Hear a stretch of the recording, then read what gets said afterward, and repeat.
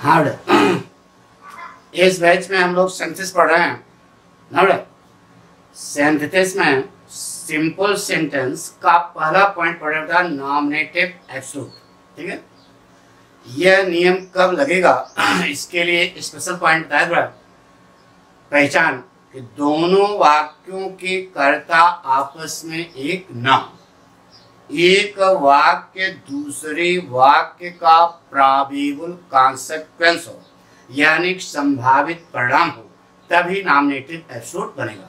तो किस वाक्य को नॉमिनेटिव एब्सोल्यूट तो कारण वाले वाक्य को यन्ने बनाते हैं, यन्ने माने नॉमिनेटिव एब्सोल्यूट आते हैं। एक पॉइंट पढ़ लिया बेटा, बीइंग वाला समझ आ गया। अब स्टाइल नंबर 2 लिख लो बेटा, हैविंग वर्ब की थर्ड फॉर्म। हेडिंग डालो, कलम कागज लिए हो ना। हैविंग वर्ब की थर्ड फॉर्म नोट्स बना रहे हो ना। आगे लिखो, आगे लिखो बेटा, यदि कारण वाला वाक्य एक्टिव वॉइस टेंस में हो तो। एक्टिव वॉइस पैसिव वॉइस मालूम होगा ना बेटा। अरे यार नहीं मालूम है, पाठक पढ़ा चुके, ठीक उस पर देखो। एक्टिव वॉइस, यदि कारण वाला वाक्य एक्टिव वॉइस टेंस में है तो लिख के छोड़ दो। तो क्या कर दोगे बेटा, हैविंग वर्ब की थर्ड फॉर्म। ठीक है, जैसे समझाते हैं, जैसे कहा बेटा, द पुलिस अराइव्ड। दूसरा वाक्य है the kidnappers ran away. Police पहुंची, अपहरणकर्ता भाग खड़े हुए। ये लिखा।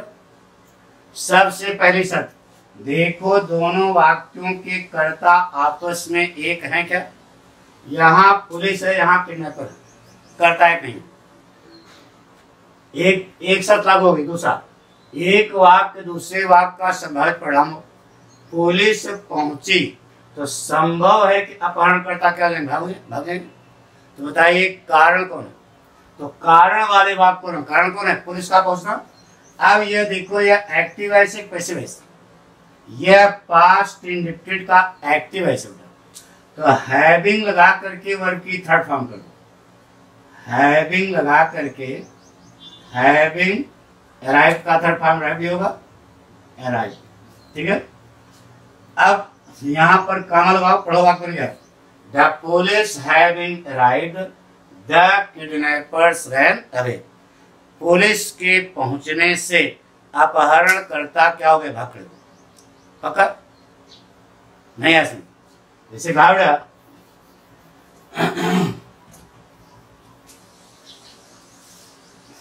द मून रोज, चांद उगा। दूसरा वाक्य है वी विजिटेड द ताज, हमने ताज देखा। पहली शर्त, दोनों वाक्यों के कर्ता आपस में एक नहीं है। चांद उगा तो परिणाम क्या हुआ, हमने ताज देखा। तो कारण कौन है, चांद का उगना। अब देखो, ये एक्टिव वॉइस एक पैसिव वॉइस। एक्टिव वॉइस है ना, तो हैविंग लगा करके वर्ब की थर्ड फॉर्म। रोज की थर्ड फॉर्म क्या होती है, राइजन के पहले क्या लगा दो, हैविंग। पढ़ो बन गया, the moon having risen we visited the Taj. चांद उगने से हमने ताज का दीदार किया। कोई कठिन बता दो, पक्का। अब we visited the Taj the moon having risen ऐसा लिखोगे तब भी आपका वाक्य ऐसे ही गलती, पक्का। पहले भी लगा सकते हो और बाद में। जैसे कहा the teacher entered the class. The teacher entered the class. दूसरा वाक्य है द स्टूडेंट्स स्टूड अप। विद्यार्थी क्या हो गए, खड़े हो गए। पहली शब्द देखो, दो वाक्य हैं, दोनों वाक्यों के कर्ता आपस में एक हैं क्या। यहाँ टीचर यहाँ स्टूडेंट्स है, कर्ता आपस में एक नहीं। अध्यापक ने कक्षा में प्रवेश किया तो संभव है एक विद्यार्थी क्या हो जाए, खड़े हो जाए। कुछ नहीं खड़े होते, विकलांग होते, पैर से नहीं दिमाग से। वैसे संभव है कि सभी विद्यार्थी क्या हो जाए, खड़े हो जाए। तो नहीं समझ में, संभावित परिणाम का संभव विद्यार्थी खड़े जाएंगे। तो कारण कौन है? अध्यापक का कक्षा में प्रवेश करना। तो जो कारण है उस एक्टिव वॉइस से पैसिव वॉइस, एक्टिव वॉइस है। तो हैविंग वर्ब की थर्ड फॉर्म को ढूंढो, हैविंग एंटर्ड हो गया। अब यहां पर कामा लगा दो, थोड़ा बड़ा बन गया। The teacher having entered the class, the students stood up. अध्यापक के कक्षा में प्रवेश करने से विद्यार्थी क्या हो गए, खड़े हो गए। कोई कठिन बता दो, एक और जैसे कहा बेटा, द फॉग माने कोहरा, disappeared, the fog disappeared, they went to office। यह पहली शर्त। दो वाक्य हैं, दोनों वाक्यों के कर्ता आपस में एक है क्या? नहीं। फाग गायब हो गया, कोहरा गायब हो गया, वह ऑफिस गए। तो फाग कोहरा गायब हो गया तो परिणाम क्या हुआ कि वह ऑफिस गए? अगर कोहरा छाया रहता तो जाते नहीं। संभावित परिणाम है ये। तो कारण कौन है? फाग का डिसअपीयर होना। तो अब एक्टिव वॉइस एक passive voice, passive active voice होता है।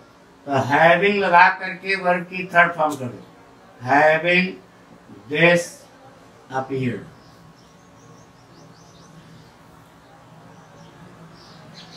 यहां काम लगा, पढ़ा बन गया। The fog having disappeared they went to office. कोहरा गायब होने से वह ऑफिस गए। कोई कठिन बता दो, नहीं है सुन।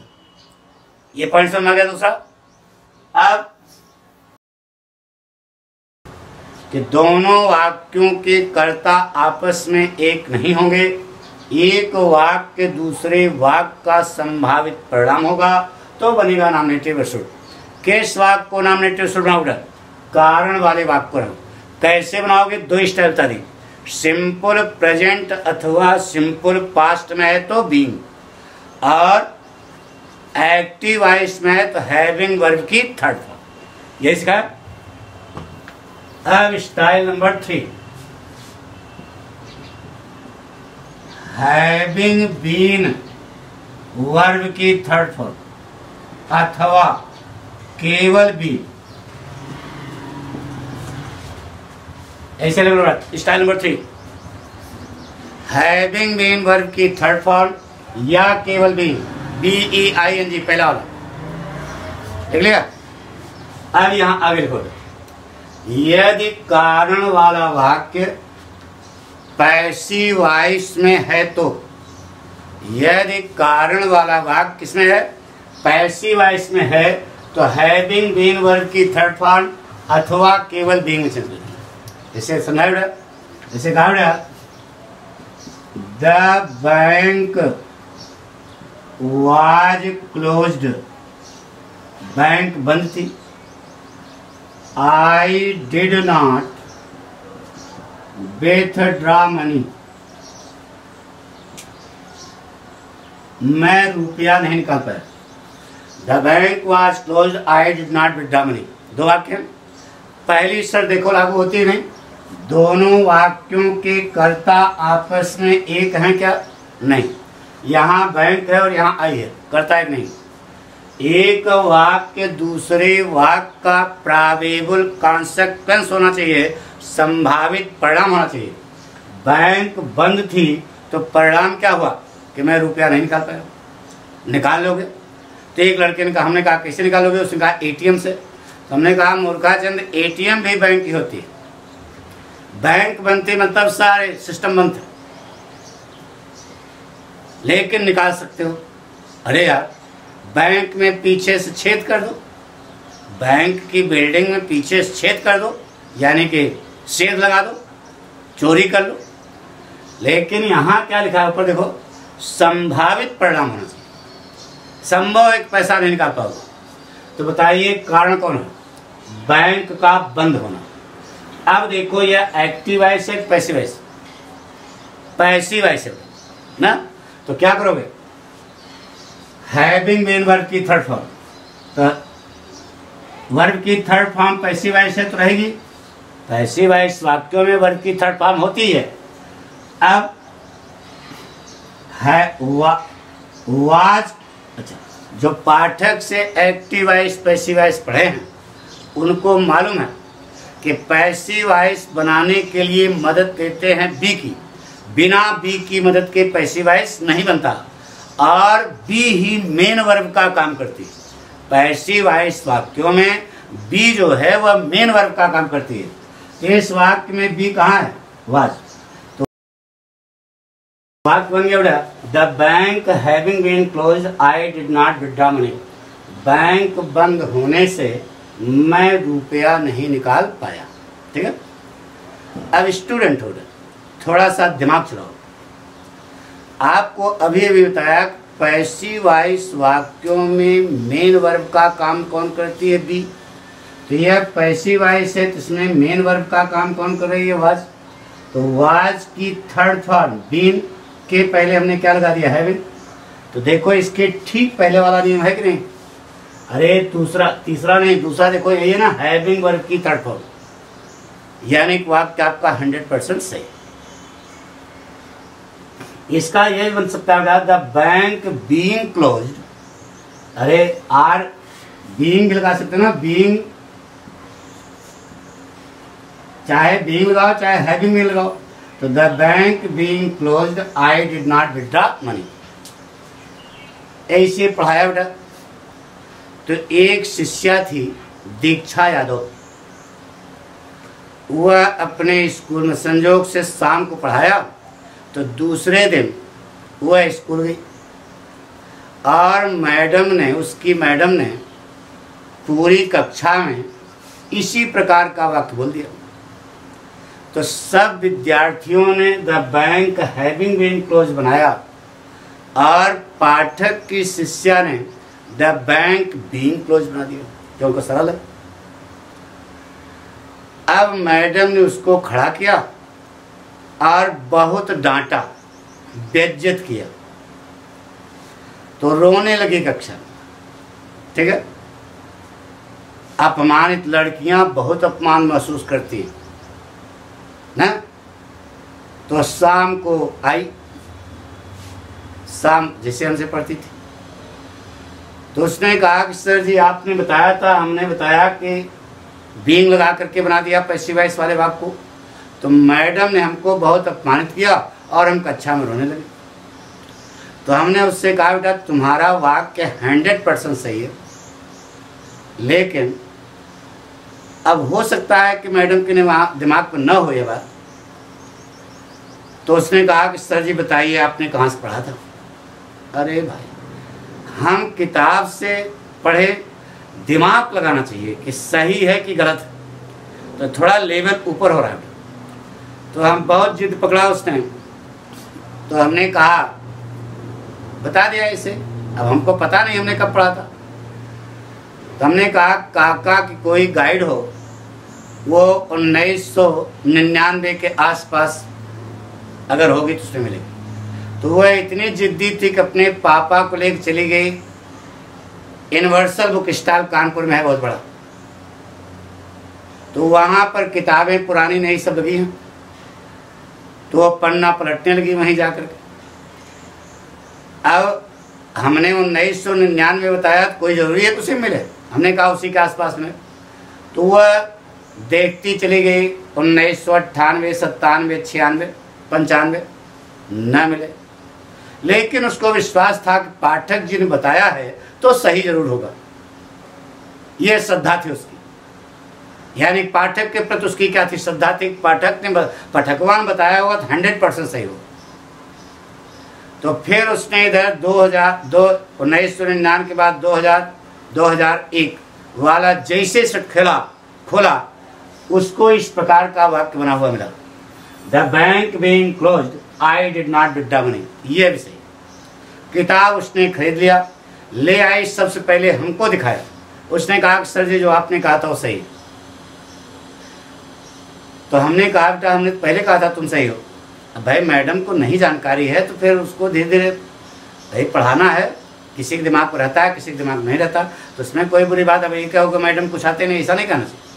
हमने कहा कि तुम सही हो, अब मैडम को न दिखाना, नहीं तो बेचारे अपमान महसूस करेंगे। तो उसने कहा नहीं सर जी हम मैडम को दिखाएंगे। तो हमने कहा बकरे जाओ जाओ दिखाओ, ठीक है। लेकिन दिमाग लगाना चाहिए था कि बीइंग से भी क्यों सही। आपको अभी कल बताया था नोट कि the class was over, the students went back their home, कल कराया था। तो कक्षा समाप्त हो गई, तो समाप्त किसकी विशेषता है? कक्षा समाप्त हुई तो विशेषता ओवर किसकी विशेषता है? क्लास की। से कहा द नाइट वॉज डार्क, रात अंधेरी थी, तो अंधेरा शब्द किसकी विशेषता है? Night. We stopped our journey, तो बनाया ना the night being dark we stopped our journey. तो डार्क जो है किसकी विशेषता है? नाइट की। उसी प्रकार से ये जो वर्ब की थर्ड फॉर्म होती है यह पास्ट पार्टिसिपल होती, तो यह वर्ब है लेकिन यह विशेषण का काम करती है। बैंक बंद थी, तो बंद होना किसकी विशेषता है? बैंक। यानी कि यह पास्ट पार्टिसिपल है जो विशेषण है, जो विशेषण का काम करती है। जैसे द नाइट वाज डार्क, तो डार्क किसकी विशेषता है? नाइट की। तो क्लोज किसकी विशेषता है? बैंक की, ठीक है। इसका मतलब यह भी विशेषण का काम करेगी। तो अगर आप इसे बीइंग से बनाएं तभी सही है, और हैविंग बीन से बनाएं तभी सही। तो बना the bank having been close I did not withdraw money. और इसे जनरली लोग यही बताते हुए हैविंग बीन वर्ब की थर्ड फॉर्म, लेकिन बीइंग से अगर आपने बनाया है तो आपका वाक्य 100% सही है। थोड़ा सा दिमाग लगाना पड़ेगा, ठीक है। जैसे कहा बेटा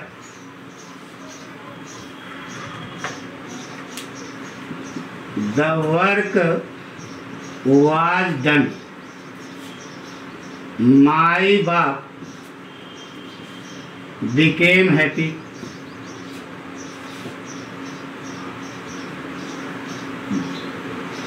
कार्य पूरा हुआ, मेरे पिताजी खुश हुए। तो सबसे पहली शर्त देखो दोनों वाक्यों करता एक है नहीं। कार्य पूरा हुआ तो परिणाम यह हुआ कि मेरे पिताजी क्या हो गए? खुश हो गए। तो कारण कौन है? कार्य का पूरा होना। अब देखो यह एक्टिव वॉइस है पैसिव वॉइस, पैसिव वॉइस में तो कुछ न करो है, ये तो थर्ड फॉर्म रहेगी। वाज की थर्ड फॉर्म क्या लगा दो? बीन के पहले क्या लगा दो? हैविंग, क्योंकि पैसिव वॉइस वाक्यों में मेन वर्ब का काम कौन करती है? बी। बड़ा उठा बन गया the work having been done my father became happy. कोई कठिन? जैसे कहा बीइंग से बना सकते हो। जैसे कहा द सिग्नल was given, संकेत दिया गया। The train left the platform, यह वाक्य पहली शर्त। दोनों वाक्यों के कर्ता एक हैं क्या? नहीं। संकेत दिया गया, गाड़ी ने प्लेटफॉर्म छोड़ दिया। संकेत दिया गया तो संभव है गाड़ी प्लेटफॉर्म छोड़ देगी। तो कारण कौन है? संकेत दिया जाना। अब यह एक्टिव वॉइस है पैसिव वॉइस। तो हैविंग इसमें वर्ब मेन वर्ब क्या है? वाज। वाज की थर्ड फॉर्म क्या लगाया? बीन के पहले क्या लगा दिया? Having. The signal having been given the train left the platform, या the signal being given the train left the platform. दोनों वाक्य हैं सही। बात पक्की? जैसे और देखो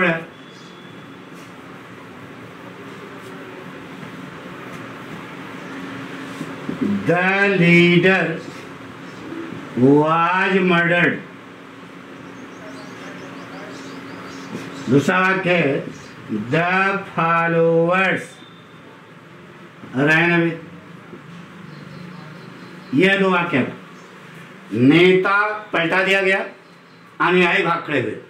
पहली शर्त, दोनों वाक्यों के कर्ता एक हैं, बोलो नहीं।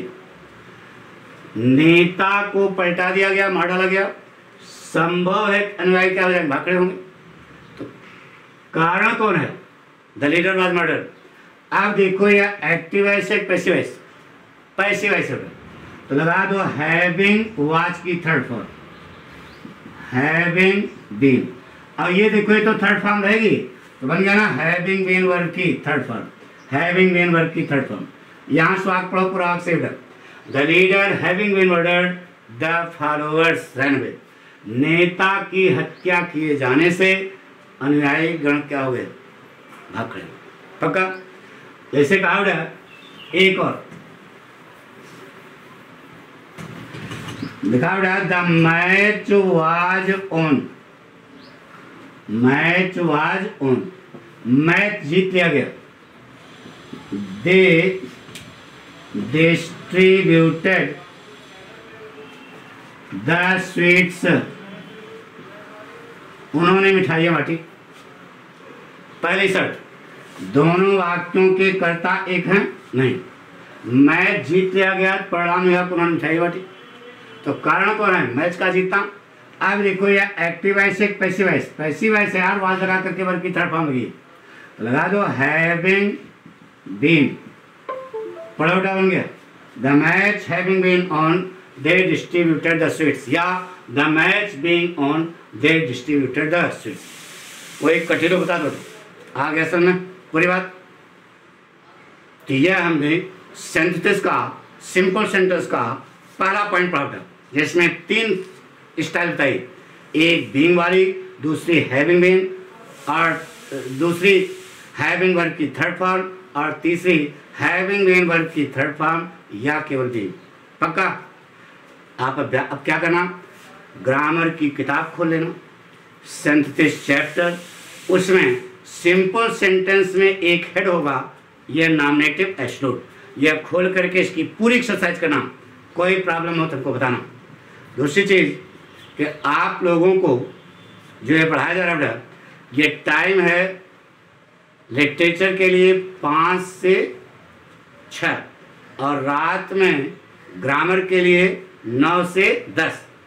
उस टाइम पर आप उपस्थित होकर के इसका आनंद लें, पटकवा स्टाइल की।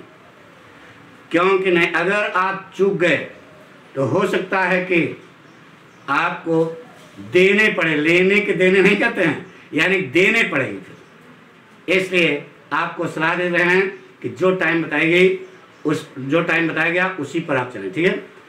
और जो आपका अभ्यास वाला है, जो बताया ना, जैसे कंपटीशन लेवल पे, तो वह रात 8 बजे चैनल खोल लेना।